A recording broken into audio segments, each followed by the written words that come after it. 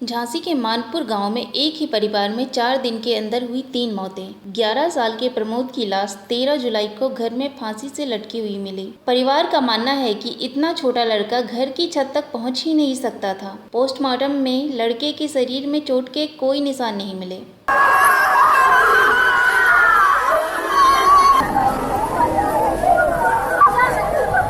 ये फांसी लगा लिए कौन थे आपके? हमारे नाती नाती थे। कहाँ फांसी लगाई? इसकी किसी को जानकारी नहीं हुई? घर वालों को सो रहे थे, सब सोते ही उठ गए। वहीं पर एक बच्चा और खत्म होगा, सुबह सुबह के बाद में जगत रहे, सुबह रात में अपन सो गए। वही बगल से वो फांसी लगा दी, काऊ ने वो मार के टांग दिया। तो आपके बच्चे के साथ ये हादसा कैसे हुआ? हम तो वो खेत पे थे। हाँ। आए सिटंगा मिला मिली दोनों साइड। तो कोई सामान वगैरह मिला कि बच्चे ने? नहीं, कुछ भी नहीं मिला। आगे बड़ी जगह है जहाँ बच्चे को लटकाया? हाँ, यही जगह है, बिल्कुल मैं खड़ा हूँ जहाँ। तो कितने साल का बच्चा था ये? 11 साल। बड़े आदमी में लगा है। कितनी उम्र थी उसकी? 12 साल। 11। हाँ, तो ये हादसा किस तरह हुआ? आपने किस तरह बच्चे को छुड़ा था घर में? अरे गए थे, हाँ। खिलत छुड़ गए थे। हाँ। खाना खवा के गए थे। खाना तीनों ने संग खाया, माँ बाप खा के फिर खिलत। तो बच्चे ने कभी आपसे कुछ कहा कि मम्मी ये मेरे पीछे? नहीं, कुछ नहीं। कुछ नहीं पता मुझे। मैं तो पहले काम पे गया BHL, वहाँ से मैं 5 बजे आया। 5 बजे जैसे आया मैंने गायवानी की खाना खाने चला गया।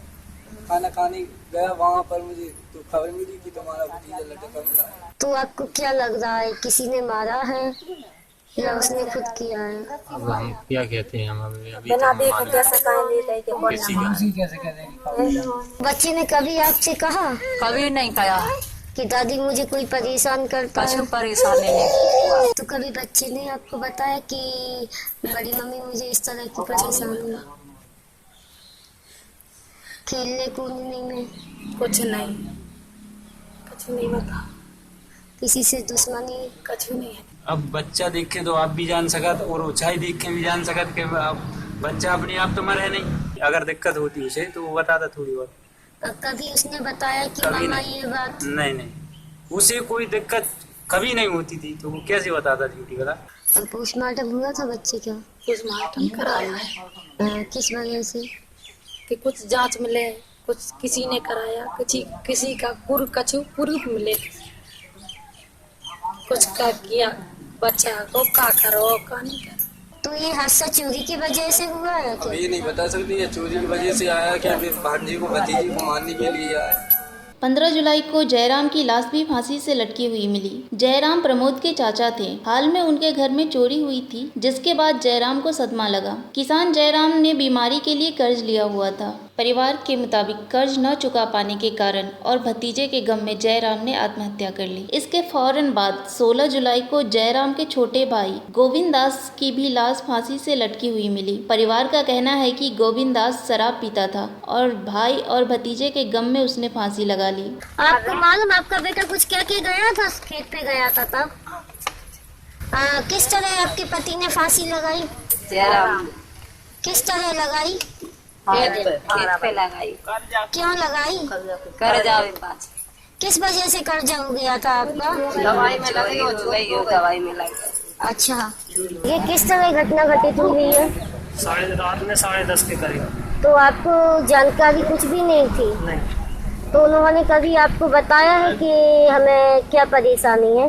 वो यही बता देते कि यहाँ पे छाती में दर्द होता है। तो उनका इलाज चला?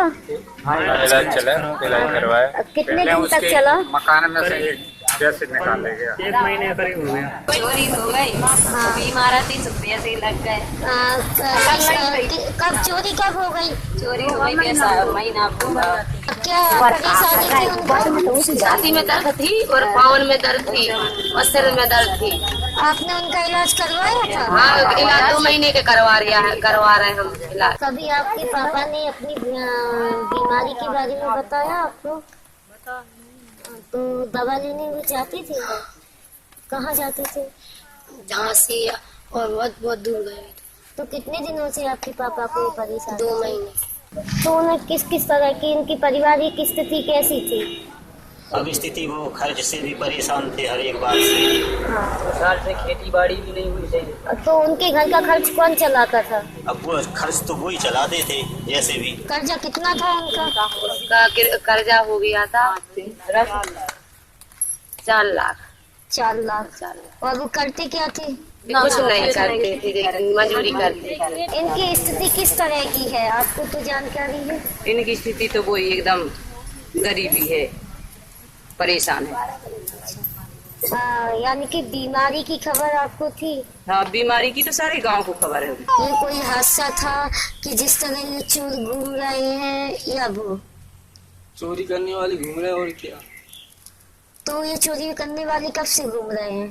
यहाँ कम 2014 से यहाँ हर साल चोरी हो रही है। तो आपने कोई कंप्लेन वगैरह? जब पकड़ पुलिस बुलाती लेकिन कुछ नहीं, पुलिस वाले कुछ कहती नहीं। सदमे में डूबे परिवार ने थाने में कोई शिकायत दर्ज नहीं की। पड़ोसी भी इस मामले पर ज़्यादा जानकारी नहीं देना चाहते थे।